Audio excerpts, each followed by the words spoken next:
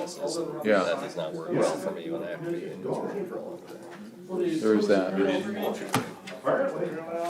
Oh, did they mulch it? No. There was some plants out there last week. Yeah, they're gone. They're gone. Well, there's one in Kearney and Cook's Farm. That's the Oh, it one. was, that was yesterday. Great.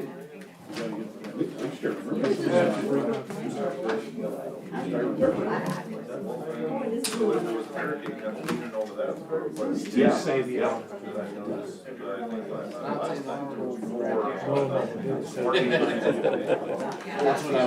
Oh, okay. You didn't get one? Just the honorable. That's me. Did you get one? No, I really feel special I now. didn't expect you. Now I don't know what to do with all this paper.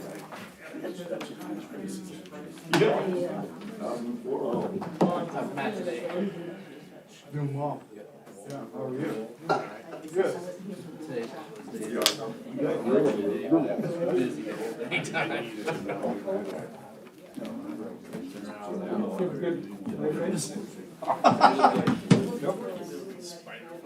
Feel good. I went to North Dakota. I went through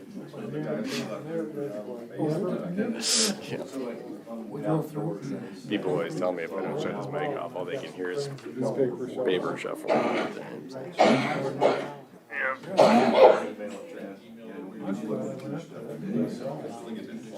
That's what we're saying. I don't know that I think one of these meetings I went back and listened to something. I can't remember. It's been quite a while. I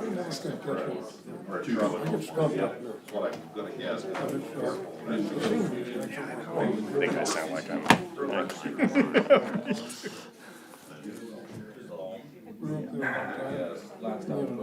That was to get the inside of the unit. It rained 7 inches. That's the worst. Wash out of there. All right, everyone. It's 6:30 by the clock in the back, or excuse me, 5:30. We would be an hour late if I had said 6:30.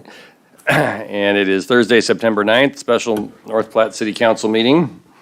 We're officially calling the meeting to order at this time. Need a roll call, please, Angie. Isley, Here? Tryon. Here. Wolf. Here. Lucas. Here. Garrick. Here. Carmen. Here. Reaper. Here. Woods. Thank you. A current copy of the Open Meetings Act, the state of Nebraska, is posted on the wall at the back of the council chambers, roughly above Judy and Bob's heads, should you need to consult it. So, okay. The first out, we have a public hearing, and the public hearing is on the resolution setting the property tax rate for fiscal year 2021 and 2022. And we have Dawn here as our expert. Dawn, would you take the stage there and tell us a little bit about the property tax rate for the fiscal year of 2021, please? Probably not a super amount of detail, but let us know what we're doing. Yes, thank you, Mayor Kelleher, council members. For 2021, 2022, the city's property tax rate is declining this year.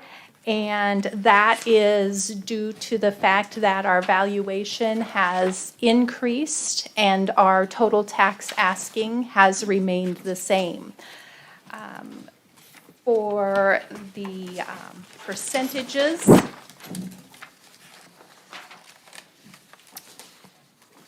we are going from a tax levy of 0.442694 cents per $100 of valuation to the proposed tax levy of 0.442224, which is 4.7 hundredths change, or 0.11%. So on a $100,000 home, it is a 47-cent decrease. Thank you, Dawn.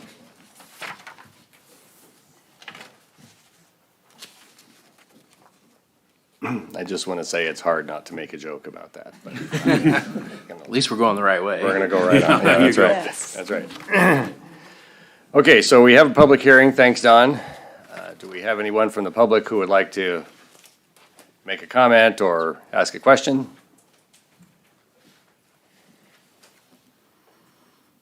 Okay, well, while you're thinking about your questions, I have something to talk about. In our state, as we should, we spend a lot of time talking about property taxes. And I feel like that having a really good understanding of how a city can affect the property tax rate is something that's important. I mean, it's something that we all need to be cognizant of. And so I asked Dawn and Matt to create some examples here. So if you guys wouldn't mind entertaining me for a second, looking at the screens. The first one here, and I think we're all familiar with this graph because this graph was in the budget documents. And this shows of the property taxes in Lincoln County, it's the split up of what entity collects what amount, basically. And this one happens to be calculated on a home that's worth $100,000. Now, we're just benchmarking here, so there probably isn't a house that's worth exactly $100,000, so keep that in perspective as you look at these numbers. But if you notice that the city of North Platte is the sort of the orange color in the upper right quadrant, and it represents, looks like about $442.69 on a $100,000 home, okay, the entire ask. Now, this is what gets interesting about this. That's an annual payment, just so we're clear, okay? And then next I said, okay, so we look at the city budget, and our budget this year, Dawn, if we take out the cash reserve that we're establishing, it's $32 million, give or take a little bit, right? Okay. So I said, let's split up the city departments and think about what department is worth about how much money. So it just happens that coincidentally, the Public Service Department budgeted expenditures, and don't get nervous here, Lane, we're just using you as an example here, okay? But is about $10 million, just slightly over. So it's a third. It's approximately a third of the city budget, a little bit less, but approximately a third of the city budget. So this is the example. So if you look through the numbers there, and you can all do math, so I'm not gonna waste your time by talking you through this, but you get down to the bottom line that's kind of yellow. And on a $250,000 house, which is a noticeable number of houses in North Platte, I mean, they're in that vicinity. If we eliminated the Public Service Department, and we're not doing that, nor are we suggesting it, I'm just using as examples, so nobody panic. We would save the taxpayer of that home $15 a year on a $250,000 house, okay? Just so everyone understands the percentage and the perspective we're looking at. There's the math. Happy to share these with you if you'd like.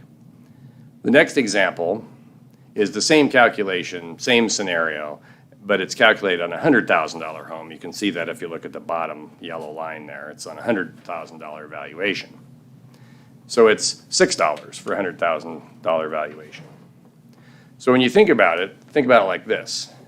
On a $100,000 home in the city of North Platte, we have a city budget that's $32 million, give or take a little bit.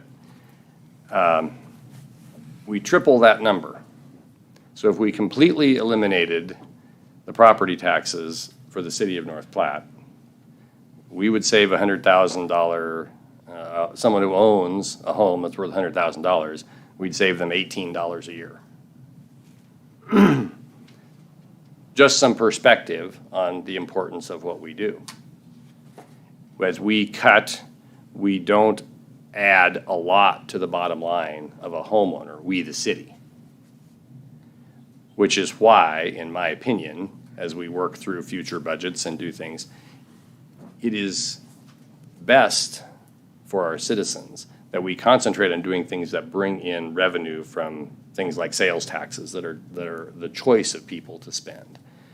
And we do need to hold property taxes low, but our ability to affect them is not huge from the city perspective. You can affect them as citizens and things like that, but from the city perspective, our ability to affect it, the actual dollar figure is not too great.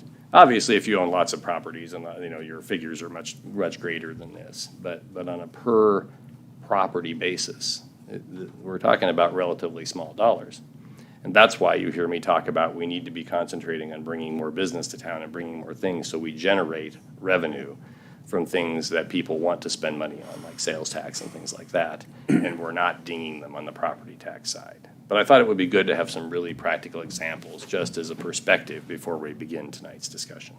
So, thank you for entertaining my thoughts.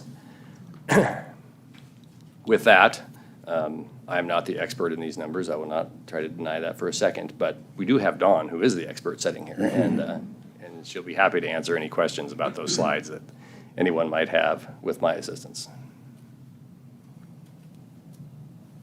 Well, it does not appear that we have anyone from the public who would like to speak, so, I move we close the public hearing. okay. Motion by Mr. Voles and second by Mr. Reeker.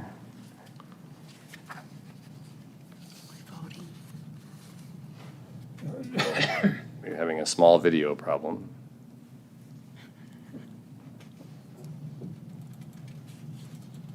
There we go. Okay. Calling the question. Please vote on closing the public hearing.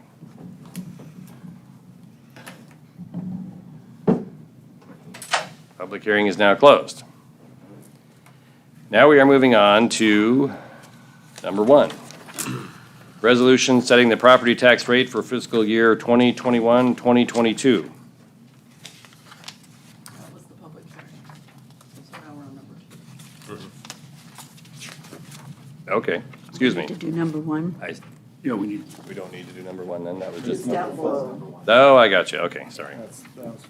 Technical error. Got 10 minutes in the meeting before I made a mistake, okay. Number 2, adopt the resolution to approve an additional 1% budget authority for fiscal year 2021-2022. I move to adopt the resolution to approve an additional 1% budget authority for fiscal year 2021-2022.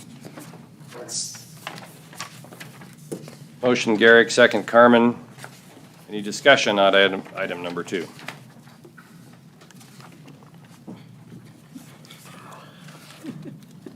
I'll go after Ed.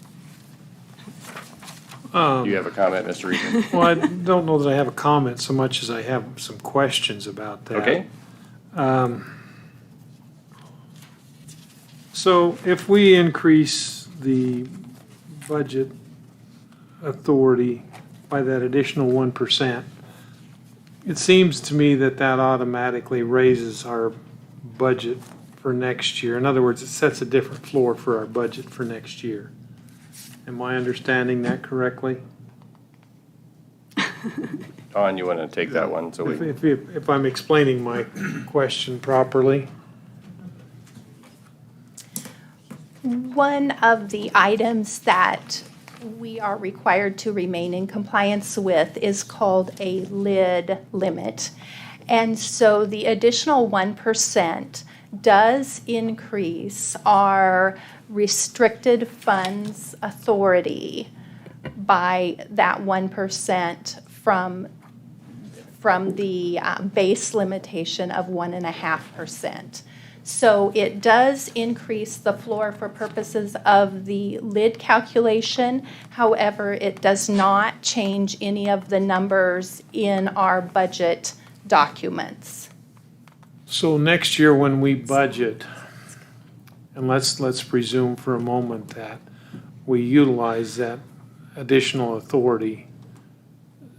So we budgeted $10, and because we have an additional 1%, we spent 11. Is that correct? We did not change any actual spending with this action. We would not change any spending with this action for next year. We kind of have a practical example here. Me too. There you go, Dawn. So just a bit of background on this. The restricted funds that are subject to the lid limits are listed to the right side of the screen. So we have sales tax, property tax, and you can read, on down the line too, to include also our transfers from the utility funds. Those various items are considered restricted funds for the city.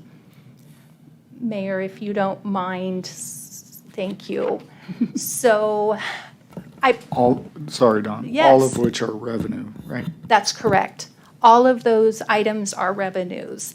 And so this slide tries to summarize the process of the calculation. So the first number, the 17.9 million there, is the reference to last year's restricted funds authority number. So for each year, we start with the prior year's restricted funds authority for purpose of this calculation. And then annually, we are allowed to add 2.5% to that amount as what's considered the base limitation. So the proposal that we have in the resolution in front of you this evening would request your consideration to take an additional 1% to our restricted funds authority, and that would be allowed to cities based on 75% of city council approval. So with those two items totaling 3.5%, that would adjust our restricted funds authority to 18.5 million. From this point then, we are allowed to subtract a couple of items as exceptions to the lid calculation. And the first one of those is the property taxes that are used in our bond fund, our debt service fund, and that is 2.3 million. We are also allowed to take as an exception the interlocal agreements component that we calculate for the city. So after taking those two items as an exception, that leaves us 10.4 million of restricted funds for purposes of the lid computation. So basically then, we take our restricted funds authority at the top of 18.5 million, and we exclude the items that we're allowed to take as the exception, and we end up with just over $8 million in unused restricted funds authority. And so to be compliant with the lid limits, that $8 million must be above. It must be 0 or greater. It cannot be less than 0. So are there any questions at this point based upon the numbers in this slide? Go ahead, Donna. Thank you. Not so much in that slide. That's 2021 or 21, I can't remember the year over there. 17.9 million. So then next year, what would that top number be? Next year, the top number, that's a great question, Councilman Tryon. The next year's number would be 18,534,546 if the 1% additional is approved. And Dawn, Yes.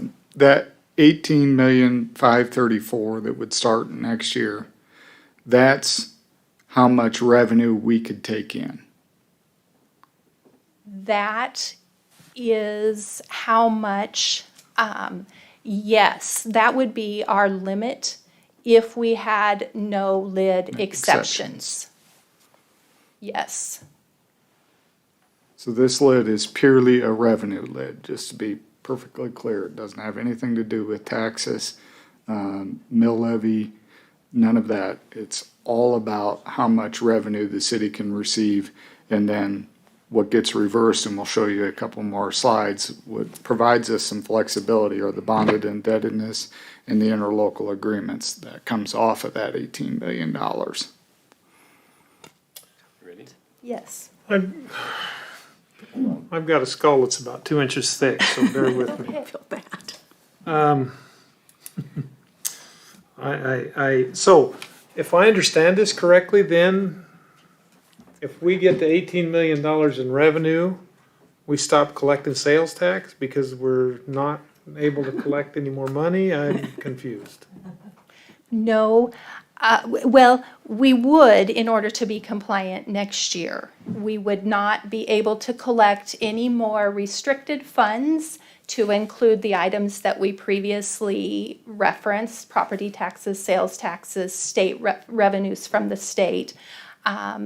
If that number exceeded 18.5 million, we could not budget to spend those funds that exceeded that amount. So just for a reference point, in sales tax in this year that is ending right now, how much sales tax did we collect? We, in our budget, we have 9.1 million that we are estimating. Okay.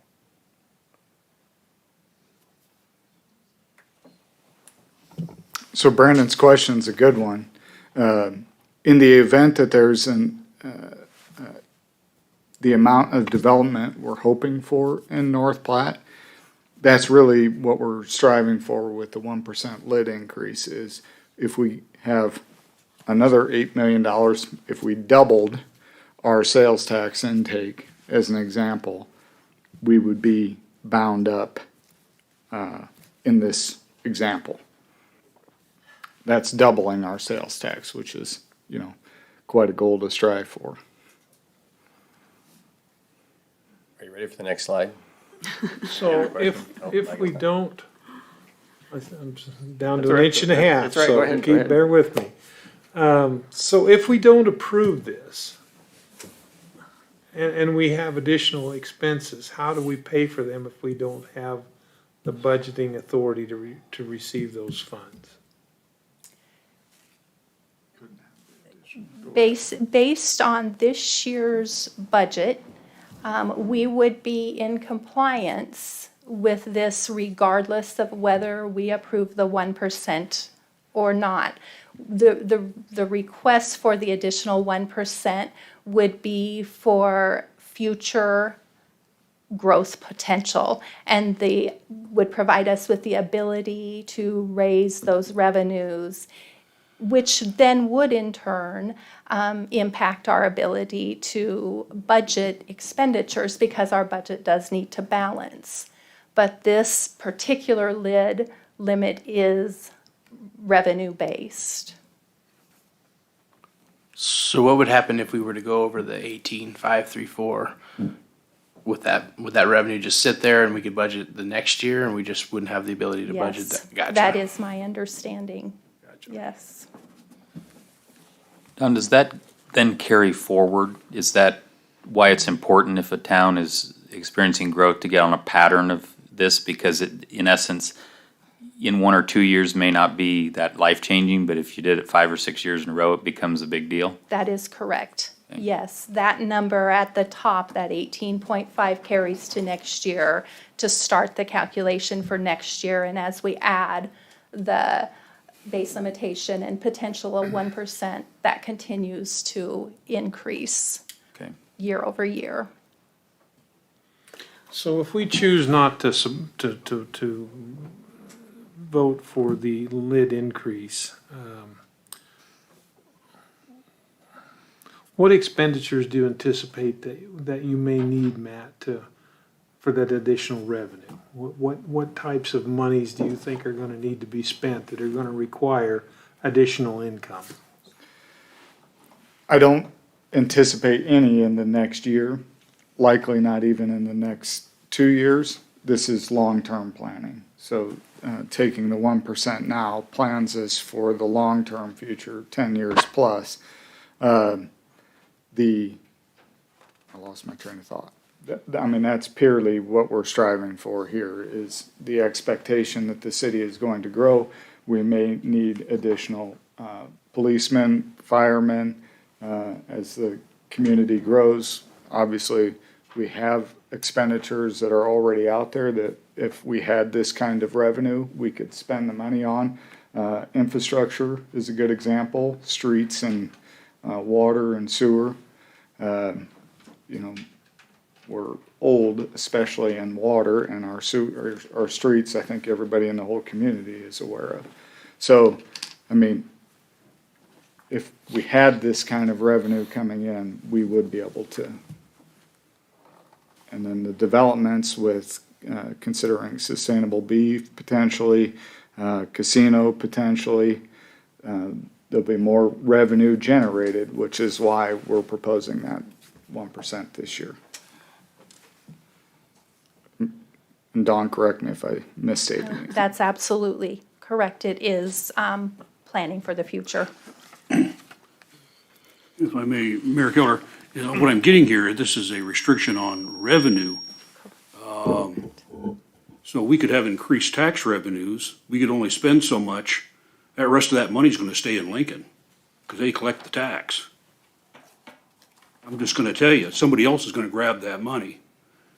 If we collect more taxes than what we spend, you can't believe they're gonna send a check to the taxpayers. That didn't work that way. I can't be certain of that, Councilman Nisley. We have not experienced that. My understanding is we may still be able to receive it, but we would just not be able to spend those funds. But that is something that we have not experienced, so I don't know specifically how that would work if we run into that situation. I'm not arguing with you, and I yeah. hope you're correct, but, you know, that's kind of a terrible deal to do. You know, it's okay, so we have money sitting in the bank, we can't spend it. But I tell you, the legislature, if they can see a way to take money from us For sure, and to stay in Lincoln, for sure. they'll do it. For sure. And you may very well be correct. We have not experienced that in the past. And so the logistics of that would just be based on some things that I've heard from, you know, previous. So we would certainly prefer not to have to experience that in the future. May I? So would there ever be a time when that limit would go down? I mean, Not based on the current laws, because each year increases by a minimum of 2.5%. So as long as the requirements and the laws stay as they are written currently, that restricted funds authority that we start the calculation with would not decrease. And This- if I may, in my mind, you wouldn't want it to decrease because this is additional revenue coming to the city. no, I wouldn't want it to decrease, but I just wondered if, you know, who knows what, shoot, I lost my train of thought. I guess my concern is, and I know what we're talking about, future development and the cost of that being possible. I guess my concern is that I don't want, just because we have a limit clear up here, that we just kind of get a little relaxed with budgeting process and trying to keep a lid on those budgets, and that's kind of where I'm at. And if we have a year to, you know, possibly, then maybe we could have another look next year. I don't know. I'm conflicted. I guess from my perspective, we still have to live within our means. I mean, we're statutorily required to have a balanced budget.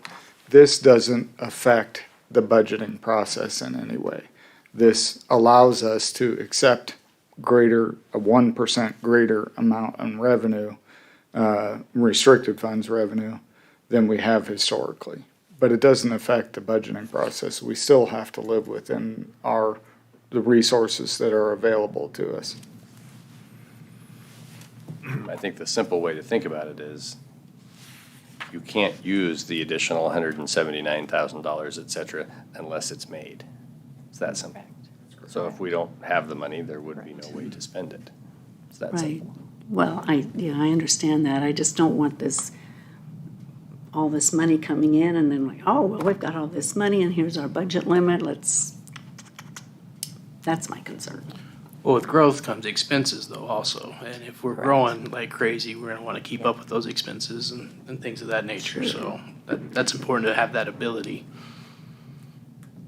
And the oversight is us sitting here, the council. That's right. And our faith in our city administrator, to be honest with you, to be a fiduciary responsibility No, and I be earnest with appreciate the that. funds. So that's what we do here.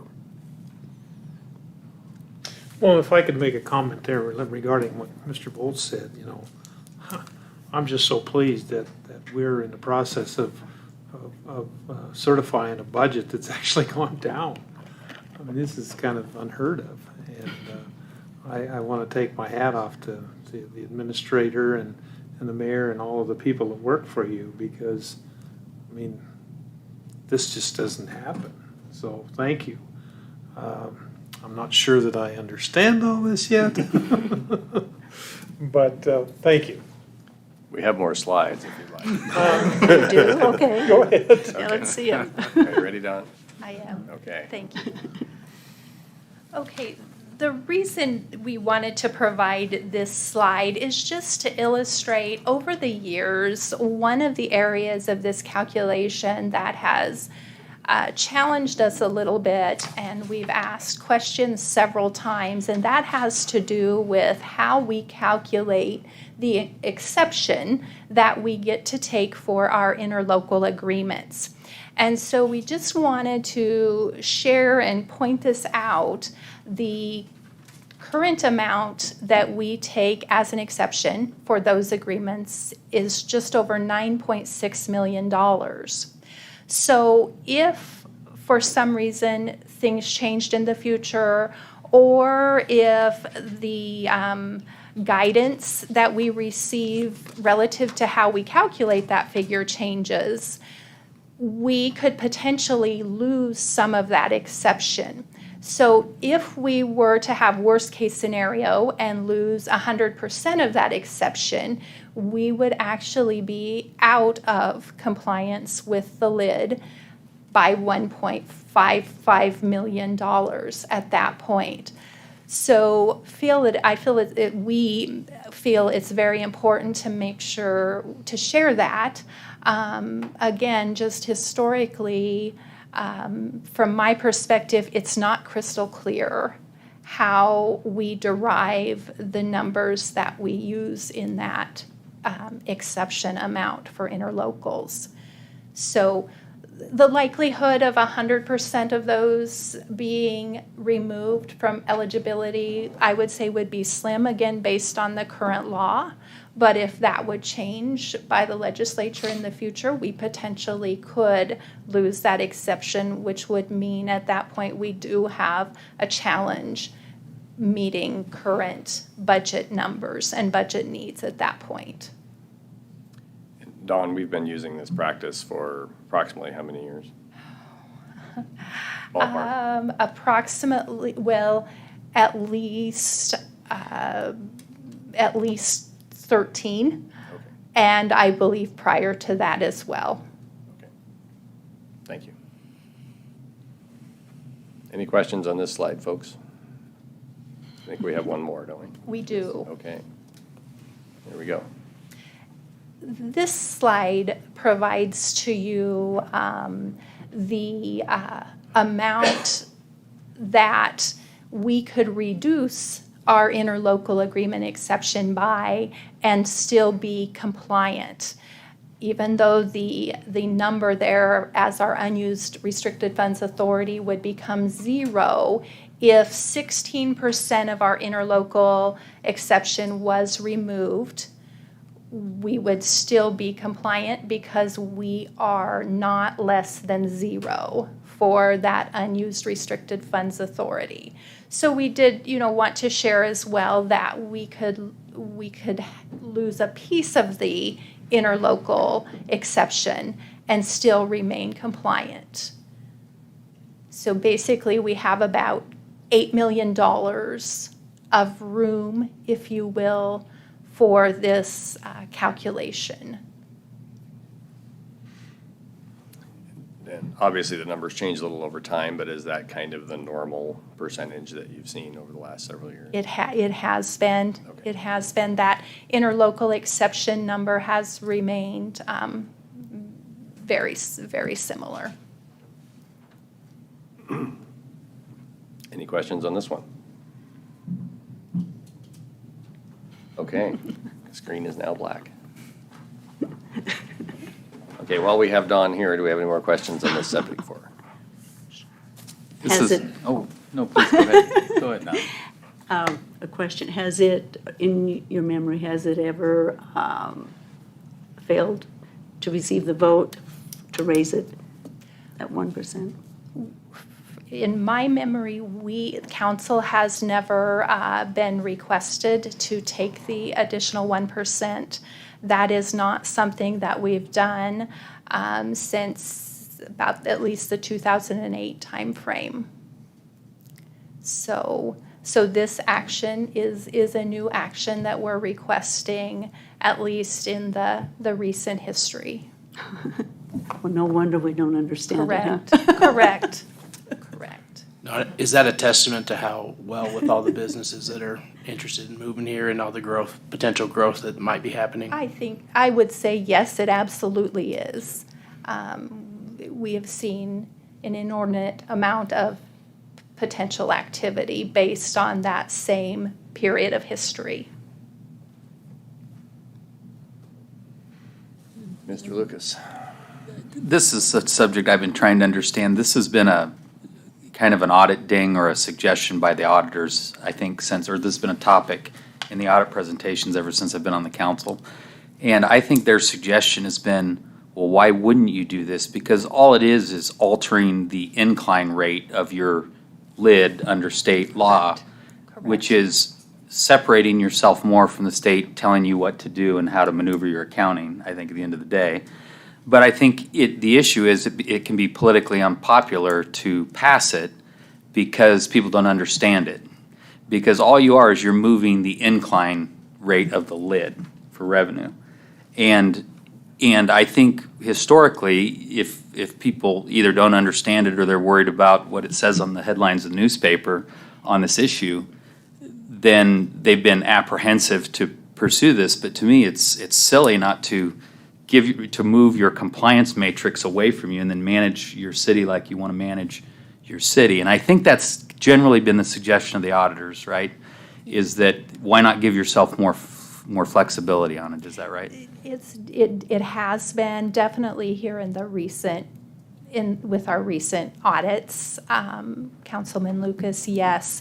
And my understanding, just in communicating with some peer city treasurers, many of them take this as a regular piece of their annual budget process.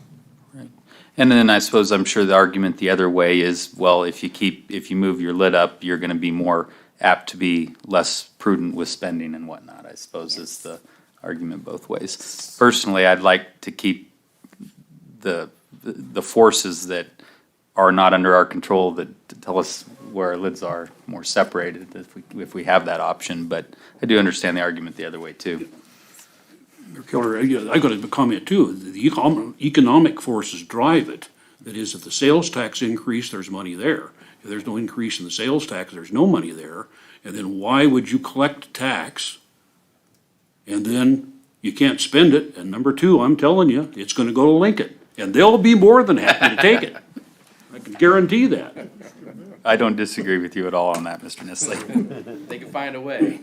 I believe in local control. I think we can control our destiny. And that is revenue coming in and spending it. And we can do that better than Lincoln can. And that's why I firmly believe in that. We control it. Don't leave it to Lincoln to do that. And that's exactly what going to happen. So my Hold final, on. Oh, go ahead, Donna. my final question is, I don't know what, I don't know why we have that statute. I guess I wonder why that was even. I don't understand why. It just complicates. And I don't know the history on it, but I do think it gets back to the control factor. from that level of government. That's okay. Yeah. If you don't know, I don't know Yeah, either. Why is grass green? You know? I tell you I, what, I think we're a pretty conservative group here, Donna, and imagine if we had an elected council that was, we need to do this, this, this, and this, and just wanted to grow government like crazy. I think I mean, I can't speculate exactly what it was intended for, but I think it's intended to provide the citizens some assurance going forward that your taxes, are gonna have some controlling growth to them. so the state's kind of telling us, Yeah. not Right. so fast. Right. Yeah, that's exactly Right, it. you can only move at this pace or this pace if you want to, and then you gotta operate from here, yeah. So, Don, I think a relevant question is, and this is generalizing just a little bit, but say over the last decade, including the exclusions, how far under our possible lid has our budget been? I mean, I think I know the answer, but I just want to make sure I'm doing the math correctly. And I think it's the number that's on that slide that we can't see right now, but it is. It has been right around that $6 to $8 million number has been our unused budget authority. With the exceptions. Yeah, Right, with the that is absolutely correct, after the exceptions have been taken. So on a approximately $32 million budget, we're not using 25%. 8 million being roughly 25% of that 32 million. Correct. Potentially. I mean, we're not going to, but Correct, and that, to further complicate, the 32 million includes more revenues than are considered restricted too. So our total restricted piece would be about $22 million. so it's actually a factored larger in. percentage than closer to more Yes. than a third. Yes, Okay. So based on that calculation, I'd say that historically our community has exercised its spending authority quite conservatively. yes, absolutely. And we'll continue to, Yes. and we'll continue to do so. Okay, I guess I'll have to trust you guys, which I do anyway, but I just, when I don't understand something, it's like, or why is it there? Yeah, Nope, and I think it's a really good conversation, because let's be honest, we need to understand this, and the folks that we serve need to understand it, and, it takes somebody like Dawn to explain it to all of us, let's be honest, but let's ask all the important questions and get them out there on the table. I'm gonna check it out. Yes, Mr. Reeker, I think I have another important question. go for it. Why is the airport separated from the rest of the budget? And I'm kind of curious why that is. So the airport files their own budget with the state. However, they do have to come to the city to obtain their levy authority. They have to obtain their levy authority through the city. So for purposes of our levy compliance perspective, we do include the airport's non-bond levy portion as well. If we were to, is there any particular reason why why we should keep them separated?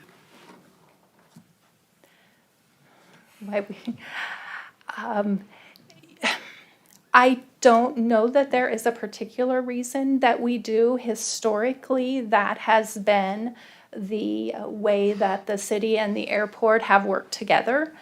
They have obtained their levy through the city, and so we have budgeted it separately. Some communities, my understanding is, do combine that, and then the city remits the funds to the authority. The other thing that factors in, some communities have airports who are actually a department of the city, so that can look a little bit different too from a comparison perspective. I was maybe misunderstanding, but I'm under the understanding that the way we're doing this, it may restrict our ability to access some state funding. Is that correct, or? So Yes, and the piece that potentially would impact would be the municipal equalization funding that the city receives annually. That is a complex formula based on population and our levies. So in that case, the higher your levy, the more funding you're likely to receive from that source. However, there are limits there, so it really becomes a balancing act. It's based on statewide levy as well, so there are several variables with respect to that calculation. But yes, Councilman Reeker, that is a factor for that particular revenue. So is there any reason not to combine the two, to access those extra funds? There really isn't, but there would have to be, that agreement and that change in processing between the airport authority and the city. I do know the airport authority at one point, and I don't know the current sort of, but the authority had to exist in order to receive some types of federal funding at the airport itself. Those federal laws may be different now, but 20 years ago, that was definitely the case. It could not be a municipality receiving those funds. So I suspect that that's probably part of the reason that the airport It was authority set up exists. that way, but maybe that has changed and. Yeah, it may be, I don't know now. Okay. Another question on that is, the airport's not located in our city limits today, and I don't know if that affects any of that or not. But if we do continue to, or examine or think about annexation in the future, that this topic seems very relevant with that. Well, it would seem to me, and your comment's very appropriate, I think, Ty, and, I mean, to Mr. Nisley's comments about the state is gonna get the money and somebody's gonna spend it. I mean, if we're leaving money on the table, maybe we should change the way we're doing this so we can access the funds that we legitimately have available to us. That sounds like an agenda item discussion request. Bring it up after the meeting? I don't have that on this sheet. Oh, sorry. But that's okay. We'll take it down and we'll do a study on that Okay. exactly, and we'll have a future discussion about it. Thank if you, you're Mr. okay with Mayor. that approach. Okay. Any other questions on number 2 for Dawn? We probably should have got her a chair tonight. Thanks, Dawn. I'm guessing you'll be back. Seeing no other questions, I'm going to call the question on number 2, please.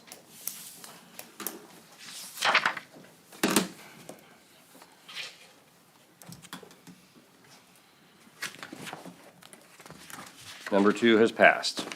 Moving on to number 3. How's your reading voice, Matt? Give it a shot. Okay. Action on ordinance number 4072 to adopt the budget statement and to appropriate city monies for fiscal year 2021 to 2022. Please read the ordinance. An ordinance of the mayor and council of the city of North Platte, Lincoln County, Nebraska, to adopt the budget statement to be termed the annual appropriation bill, to appropriate some for necessary expenses and liabilities, repealing all ordinances or parts of ordinance in conflict herewith, providing for the effective date and publication thereof. Thank you. Mr. Mayor, I move to suspend the rules requiring 3 separate readings to approve ordinance number 4072. Second. Motion, Reeker, second, Nisley. We have discussion on item number 3.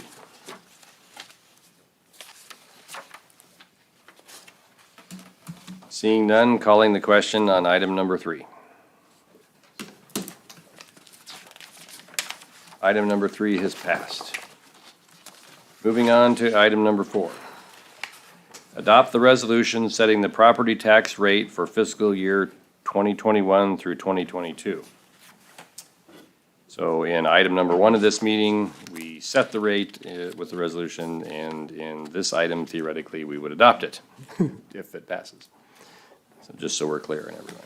So we would need a motion to proceed. Mr. Mayor, I move to adopt the resolution setting the property tax rate for fiscal year 2021, 2022. Second. Motion Reeker, second Vols. Any discussion on item number 4? Mr. Mayor? Mr. Lucas?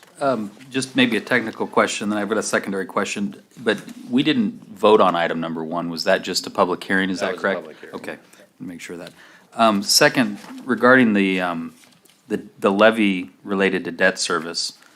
So debt service is altered significantly, but our levy remains the same that ties to debt service. And so does that mean that we try to keep that, I guess my question is does certain debt service get tied to that levy for certain things? Or do we try to manage that levy level and then the difference of debt service affects the rest of the budget that's not the levy debt service? Is that, am I asking that question the right way, Don? You already understand what I'm asking? Yes, we do try to manage that level so that we don't see the peaks and valleys as we need to take action with respect to the city's debt.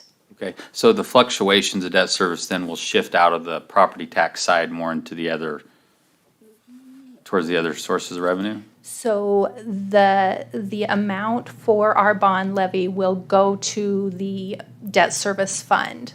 So it would be restricted to deposit in there. And so over time, the payments become a little less, in future years might be just a little bit more. But in order to levelize, to try to levelize that, that has remained pretty constant.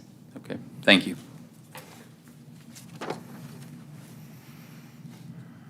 Other questions on this item or thoughts? Okay, seeing none, calling the question on number 4, please vote. Number 4 has passed. Moving on to item number 5. Are you ready, Matt? Action on ordinance number 4073, approving the North Platte's water rates to be effective October 1, 2021. An ordinance of the City of North Platte, Lincoln County, Nebraska, approving water rates to be charged to the customers of the City of North Platte Water Department, repealing all ordinances or parts of ordinance in conflict herewith, providing for the effective date and publication thereof in pamphlet form as provided by law.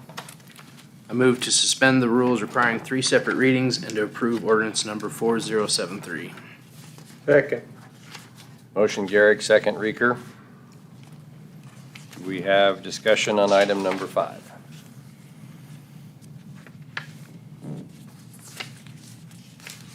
Seeing none, calling the question on item number 5. Please vote.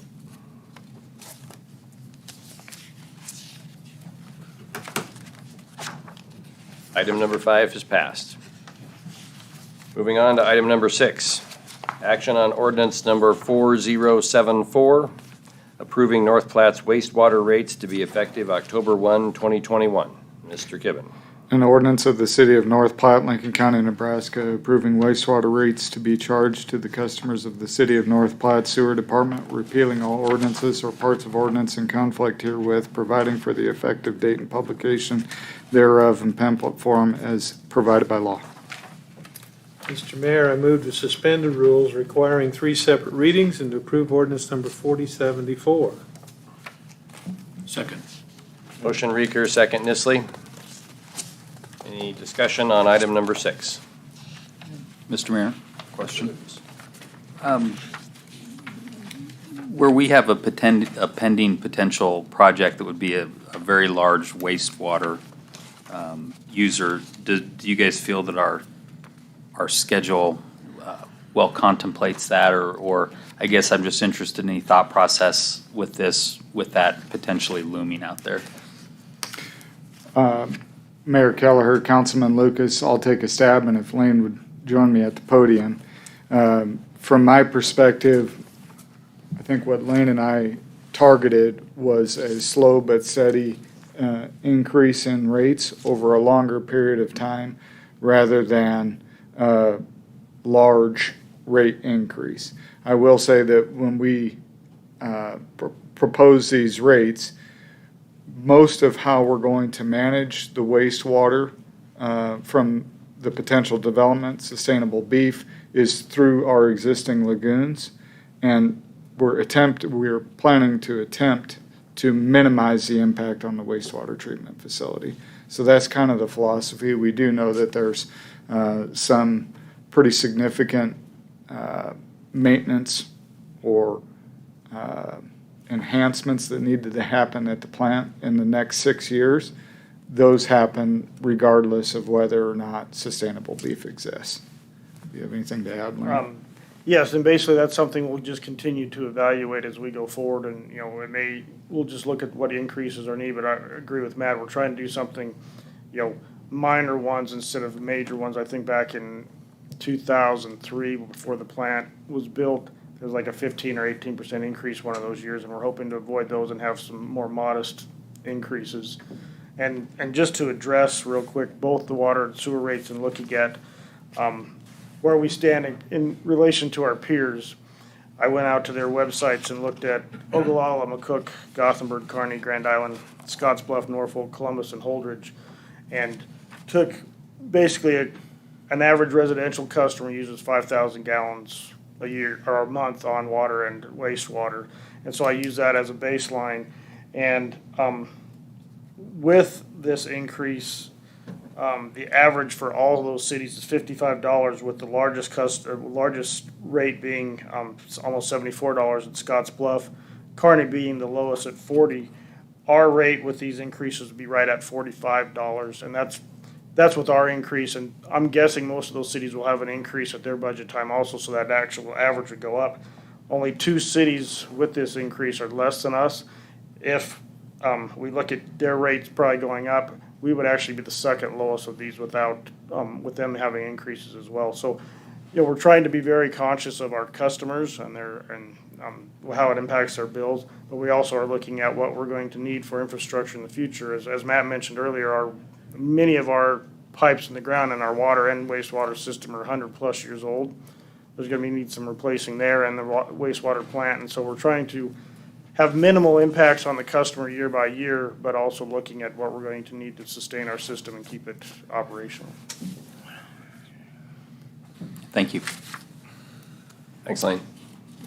In regards, Mr. Mayor, in regards to the potential development and any enhancements that may be required to our existing wastewater treatment facility, are there provisions for that development to help offset some of those costs?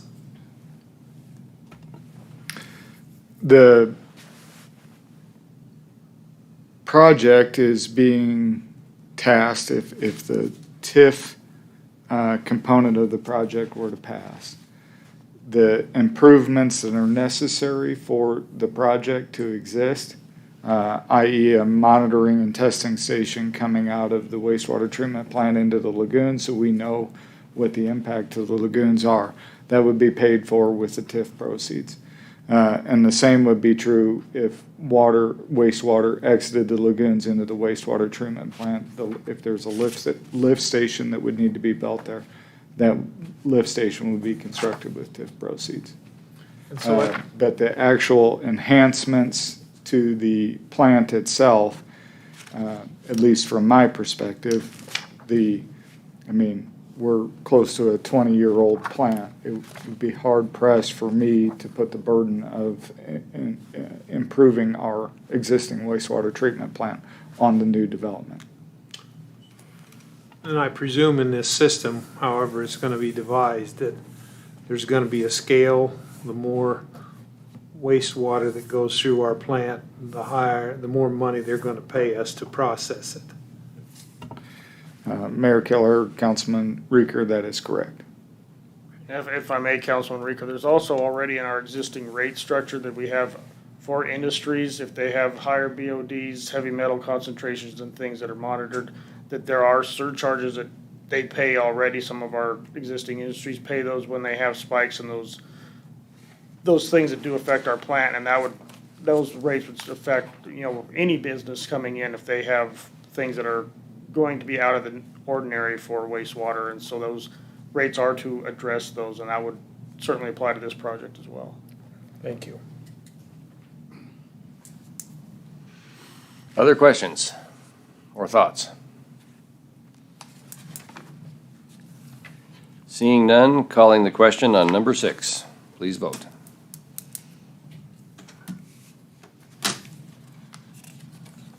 Number 6 is passed. Moving on to number 7. Action on ordinance number 4075 to adopt the salary schedule for fiscal year 2021-2022. Mr. Kevin. An ordinance of the mayor and council of the city of North Platte, Lincoln County, Nebraska, adopting a position classification plan for all city positions and allocating the several city positions to classes in the classification plan, repealing ordinance number 4015 and other ordinances or parts of ordinance in conflict herewith, providing for the effective date and publication thereof in pamphlet form. Mr. Mayor, I move to suspend the rules requiring 3 separate readings and approve ordinance number 4075. Second. Motion Reeker, second Vols. Any discussion on item number 7? Mayor Keller, I would ask Mr. Kibben kind of explain a little bit. There's been some restructuring in certain departments, and how has that affected pay scales and stuff like that? If you could just explain that a little bit for us. Mayor Keller, Councilman Nisley, I think your reference is specific to the development department. And this was a change from the last time the council met and discussed the budget to today, so it's a good question. We have an employee in the development department who is making a wage that's significantly less than a similar wage in another department in the city. And so to more closely align those two wages, we increase the wage to make it comparable with the other position that is very similar in nature to this individual's. And then in doing so, also increase the development director's wages. Not the interim development director, but the planning and zoning administrator is technically the title.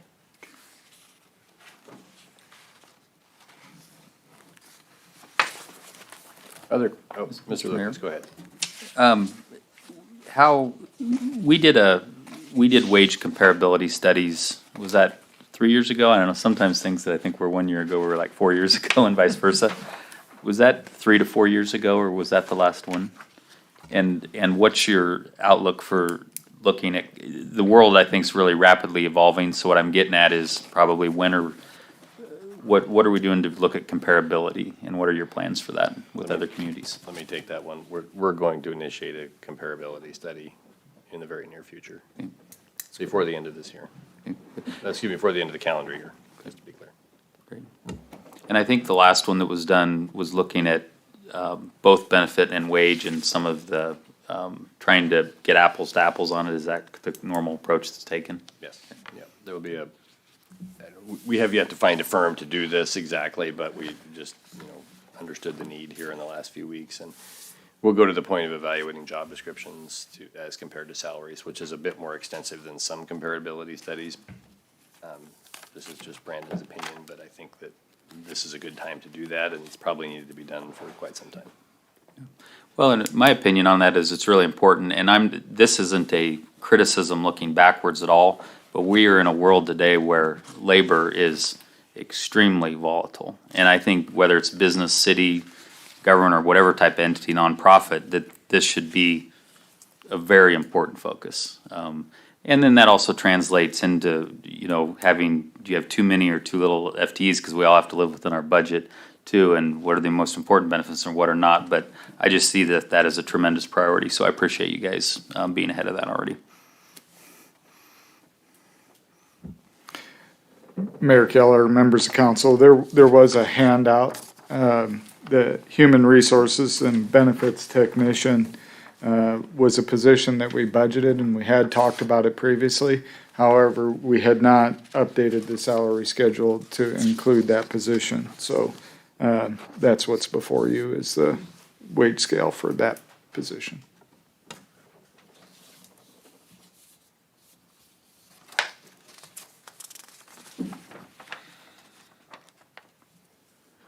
Okay.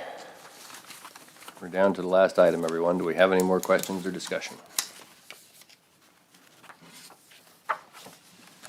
Seeing none, calling the question on number 7, please.